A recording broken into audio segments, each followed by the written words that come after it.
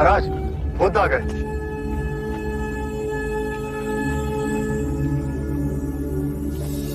प्रणाम। एक विनती है आपसे। कहिए राजन। पिछले कई दिनों से मेरे स्वप्न में मेरे पिताश्री आ रहे हैं। मैंने ब्राह्मणों से भी इसका अर्थ पूछा तो उनका कहना था कि तुम्हारे पिताश्री को शांति नहीं मिली, उनके लिए पूजा करनी हो, यज्ञ संपन्न करना होगा।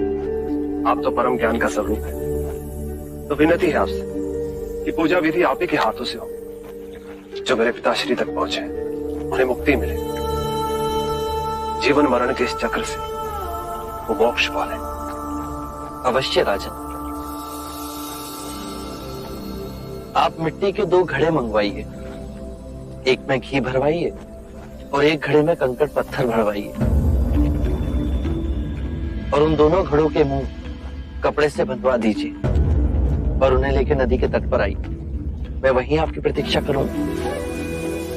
मैं भी इसका प्रबंध करता हूँ महाराज।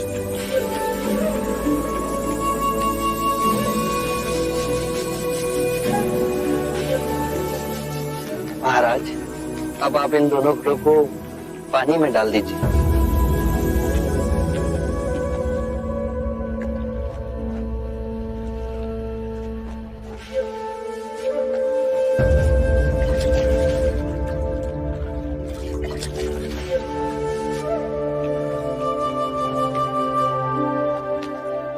महाराज, अब इन दोनों घड़ों को आप तोड़ दीजिए।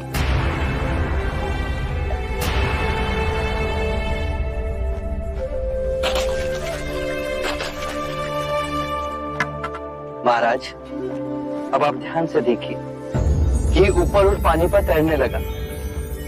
अब बताइए, मेरे या किसी और के पूजा पाठ करने से क्या ये घी नीचे बैठ सकता है? असंभव। ये तो घी का स्वभाव ही नहीं। सत्य कहा आपने। उसी प्रकार किसी भी पूजा पाठ, विधि विधान, कर्म कांड के द्वारा पानी के अंदर डूबे हुए कंकड़ पत्थर क्या ऊपर आ तैर सकते हैं? नहीं बुद्ध, ये तो प्रकृति के नियम के विरुद्ध है। तो हम प्रकृति से भिन्न कैसे हुए? हम भी तो प्रकृति का ही रूप है। सत्य कहा बुद्ध। एक सत्य यह भी है राजन, यदि हमारे पूर्वजों ने अपने जीवन काल में कंकड़ पत्थर बोए, दुष्कर्म किए, तो वो स्वाभाविक ही कंकड़ पत्थर की तरह नीचे बैठ जाएंगे।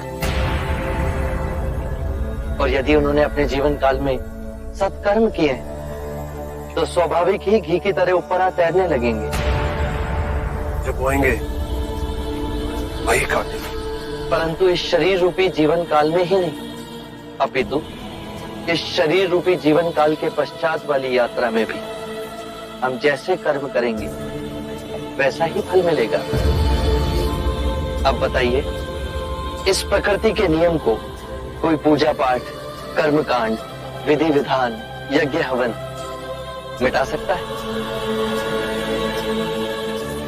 राजन, मैं भी इसको नहीं बदल सकता। केवल अच्छे कर्म ही मनुष्य की मुक्ति का द्वार खोलेंगे। ये कैसी तलवार है आपके हाथ में, जो एक क्षण में सारे झूठ काट केवल ज्ञान को प्रकाशित करती है?